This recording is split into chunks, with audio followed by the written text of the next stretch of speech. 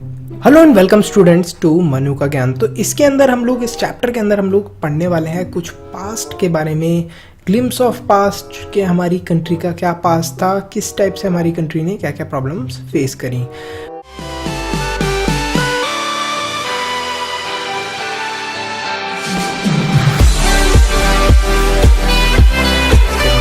तो ये बात है 1757 से 1849 की, जब ईस्ट इंडिया कंपनी मतलब जो ब्रिटिशर्स थे उनकी जो आप समझ लीजिए एक टाइप की जो कंपनी थी वो इंडिया के अंदर बहुत ज़्यादा स्ट्रॉन्ग पोजीशन के अंदर थी। जो हमारे इंडिया के प्रिंस थे, जो हमारे राजा थे और जो राजकुमार थे, उनसे बहुत ज़्यादा सुपीरियर वेपन्स थे किसके पास? ईस्ट इंडिया कंपनी के पास। उनके पास अच्छे वेपन नहीं थे हमारे राजकुमारों के पास।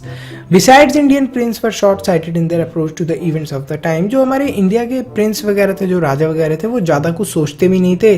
जो भी इवेंट्स वगैरह हो रहे होते थे उनके बारे में मतलब ज़्यादा ध्यान नहीं देते थे स्ट्रैटेजिकली।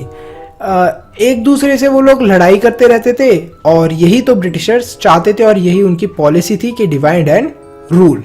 कभी कभी वो जो ईस्ट इंडिया कंपनी थी उससे हेल्प भी लिया करते थे दूसरे प्रिंसेस को डिफीट करने में। तो इसको आप ऐसे ही समझ सकते हैं कि आपने एक हाथ से अपना दूसरा हाथ काट लिया और आपने बोला उस दूसरे हाथ को काटने में किसी और सेकंड पर्सन से भी आपने हेल्प ले ली कि आ जाओ भैया मेरा हाथ काट दो। तो यही चीज़ हुआ करती थी पास्ट में कि जो हमारी इंडिया के प्रिंस थे, जो राजा थे, वो एक दूसरे से लड़ाई में इतने ज़्यादा बिजी थे कि वो ईस्ट इंडिया कंपनी की तरफ देखते ही नहीं थे। लेकिन इनमें से कुछ ऐसे भी राजा थे और ऐसे भी कुछ महाराजा थे, जैसे टीपू सुल्तान जो थे मैसूर के, उन्होंने ब्रिटिशर से अच्छी खासी लड़ाई लड़ी, जंग लड़ी और वो बैटलफील्ड के अंदर ही मर गए थे। तो ये भी है। और जो ब्रिटिश रूल था उसको ये देखा जाता था कि इंडिया के अंदर कुछ लोग तो थैंक भी करते थे, उनको ये भी बोलते थे कि हाँ हाँ ब्रिटिशर्स बहुत अच्छे हैं, और कुछ लोग उनको लाइक भी नहीं करते थे। 1765 से 1836 के बीच में जो हमारी कंट्री थी वो काफ़ी ज़्यादा मतलब बैड कंडीशन के अंदर थी। जो हमारे रिलीजियस लीडर थे वो लोग बड़ी उल्टी सीधी चीज़ें लोगों को सिखाया करते थे, जैसे अनटचेबिलिटी, जिसको इसको मत छुओ, उसको वहाँ पर दूर बिठाओ इस पर्सन को। तो ये सारी चीज़ें होती थी। और चाइल्ड मैरिज मतलब बचपन में ही बच्चों की शादी करा देना। जो इंडियंस थे उनकी ऑलमोस्ट सेल्फ रिस्पेक्ट बिल्कुल ही खो चुकी थी इन सब हरकतों की वजह से। तो ब्रिटिशर्स ने इस चीज़ का फ़ायदा उठाया। उन लोगों ने फार्मर्स थे और जो हमारे आर्टिस्ट थे उन लोगों के साथ बहुत ही बुरा बिहेव करना स्टार्ट कर दिया। जो हमारे फार्मर्स हुआ करते थे उनसे बहुत ज़्यादा टैक्स लिया करते थे, हैवी टैक्सेस लिया करते थे। और जो हमारे आर्टिस्ट लोग हुआ करते थे उनकी अंगूठे काट दिया करते थे कि वो कोई मतलब अपनी आर्ट या अपनी किसी भी कला को परफॉर्म ना कर पाएँ। और जो ब्रिटिश थे वो ये सारी चीज़ें इसलिए करते थे कि उनको मैक्सिमम अमाउंट ऑफ प्रॉफिट मिल पाए, उनको ज़्यादा से ज़्यादा पैसा मिल पाए। एक और चीज़ जो उन्होंने करी वो ये थी कि जो भी चीज़ अगर हम लोग इंपोर्ट करते हैं इंग्लैंड से तो वो टैक्स फ्री, मतलब जो भी चीज़ आप इंग्लैंड से लेने वाले हैं उसके ऊपर कोई भी टैक्स नहीं लगेगा। तो अब बात हो रही है 1772 से लेकर 1833 तक राजा राम मोहन रॉय के बारे में। राजा राम मोहन रॉय थे वो बहुत अच्छे से समझ गए थे कि जो भी हमारी कंट्री के साथ, जो भी हमारे देश के साथ हो रहा है वो गलत हो रहा है और अब हमें कुछ ना कुछ स्टेप लेना पड़ेगा। हमें जो भी हम लोग हैं, हमारी सोसाइटी है, इन्हें सिखाना पड़ेगा कि जो सारे रिलीजन हैं वो एक ही चीज़ सिखाते हैं और सबको एक साथ होना पड़ेगा। उन्होंने 1757 से 1849 के अंदर प्रैक्टिकल यूज़ अपनी जो नॉलेज थी वो कहाँ पर उन्होंने गेन करी? अपनी जो प्रैक्टिकल यूज़ ऑफ नॉलेज उन्होंने इंग्लैंड के अंदर जाकर कुछ अपनी नॉलेज को गेन करना स्टार्ट करा। उन्होंने ब्रिटिशर्स को रिमाइंड कराया कि भैया देखो जो तुम लोगों के रूल्स हैं वो रूल्स तुम खुद इंडिया के अंदर ब्रेक कर रहे हो, तुम खुद उन रूल्स को फॉलो नहीं कर रहे हो। और उन्होंने एक खुद का न्यूज़पेपर भी स्टार्ट करा इंडिया के अंदर। ब्रिटिशर्स को शक होने लगा कि यार ये ज़रूर कुछ ना कुछ गड़बड़ करने वाला है राजा राम मोहन रॉय। तो इस वजह से उनका जो न्यूज़पेपर था वो 1823 के अंदर बंद कर दिया गया। अब बात करते हैं ऑपरेशन पीरियड की। ऑपरेशन पीरियड के अंदर 1765 से लेके 1835 तक का ये पीरियड है। तो 1818 के अंदर एक रिजोल्यूशन पास होता है जिसके अंदर ये बताया जाता है कि कोई भी इंडियन सिटीजन जेल के अंदर जा सकता है without trial in court. Without trial in court का कंसेप्ट क्या हुआ और इसका मतलब क्या हुआ, थोड़ा समझ लीजिए।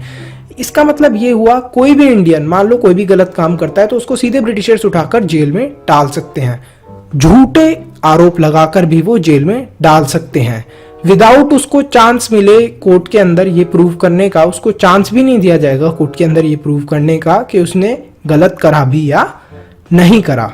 तो इस चीज को ब्रिटिशर्स ने क्या करा, फायदे की तरीके से उठाया। जो भी उनके अगेंस्ट बोलता था उसको उठाया, जेल के अंदर बंद कर दिया। जो ब्रिटिशर्स के ऑफिसर थे वो अच्छी खासी तनख्वाहें कमाया करते थे और उन्होंने बहुत सारा पैसा, बहुत सारा अपनी वेल्थ क्रिएट कर ली यहां पर इंडिया में बिजनेस करके। 1829 के अंदर ब्रिटेन एक्सपोर्ट कर रहा था goods worth 7 crore rupees to India. मतलब वो गुड्स दे रहा था इंडिया के अंदर 7 करोड़ रुपीस के। तो ये चीज आप समझ रहे हैं, एक्सपोर्ट कर रहा था मतलब हमारे इंडिया से सामान ले रहा था और अपनी कंट्री के अंदर एक्सपोर्ट कर रहा था। जो ब्रिटिश गवर्नर थे वो ये बोला करते थे, बेनेडिक्ट, उनका ये बोलना था कि the bones of cotton weavers are bleaching the plains of India, thus the British prospered on the ruins of Indian industry. तो यहाँ पर क्या बोलना चाह रहे हैं, यहाँ पर ये बोलना चाह रहे हैं कि जो ब्रिटिशर्स थे वो हमारे जो देश के लोग थे, जो हमारी देश की कंपनियां थी, उनकी नुकसान पे, उनकी तबाही पर ब्रिटिश अच्छा खासा पैसा कमाया करते थे और उनकी अच्छी खासी कमाई हो रही थी। इन 1835 लॉर्ड मैकॉय ने सजेस्ट करा कि हम लोग इंडिया के अंदर क्या करते हैं, इंडिया के अंदर जो एजुकेशन सिस्टम है, जो भी हमारे स्कूल्स वगैरह हैं, उसके अंदर इंग्लिश को एज अ मीडियम रखते हैं, मतलब लोग इंग्लिश में ही पढ़ाई करें। ये जो प्रपोजल था इसको कैरी करा गया और इस प्रपोजल को बेसिकली इसलिए लाया गया था, इसको भी ब्रिटिशर्स ने अपने फायदे के लिए लेकर आए थे, इंडिया के फायदे के लिए नहीं, अपने फायदे के लिए, कि हम लोग इंडियंस को पढ़ाएंगे लिखाएंगे तो हम लोग क्या कर सकते हैं, इनसे क्लर्क का काम करा सकते हैं, अपने असिस्टेंट्स में इन्हें यूज में ले सकते हैं। लेकिन इससे हुआ कुछ अलग ही। जब इंडियंस ने पढ़ना स्टार्ट करा, जब इंडियंस के पास नॉलेज आई तो उन्हें नहीं पता था कि हम इंडियंस कितने स्मार्ट होते हैं, हम कितने इंटेलिजेंट होते हैं। हम लोग इतने ज्यादा इंटेलिजेंट हो गए कि हमने और लोगों को भी सिखाना स्टार्ट कर दिया और इस तरीके से हम लोगों को पता चला कि भैया ब्रिटिशर्स के खुद की एक पार्लियामेंट भी है जहां पर सेट ऑफ रूल्स हैं कि क्या चीज उन लोगों को फॉलो करनी है, क्या चीज नहीं फॉलो करनी है। तो अब क्या था, अब जो ब्रिटिशर्स के लीडर हुआ करते थे, जो ब्रिटिश ऑफिसर्स हुआ करते थे, जो एक्सप्लॉइट करते थे लोगों को, बेवजह कुछ भी कर लिया करते थे कानून के नाम पर, पावर के नाम पर, अब लोगों को पता चल गया था कि भैया रूल्स वगैरह क्या हैं, क्योंकि लोगों को अब इंग्लिश आती थी इंडियंस को।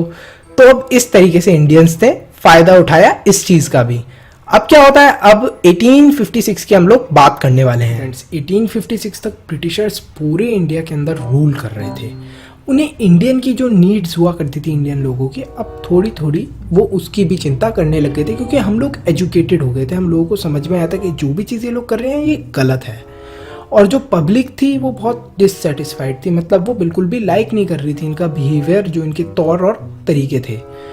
लोग ब्रिटिशर्स जो थे उनसे आज़ादी चाहते थे, उनसे अलग होना चाहते थे। तो यहाँ पर क्या होता है कि एक जंग सी छिड़ जाती है 1855 से 57 के अंदर कि हम लोग क्या करेंगे, हम लोग इनके अगेंस्ट लड़ेंगे। तो इसके अंदर क्या होता है, इस जंग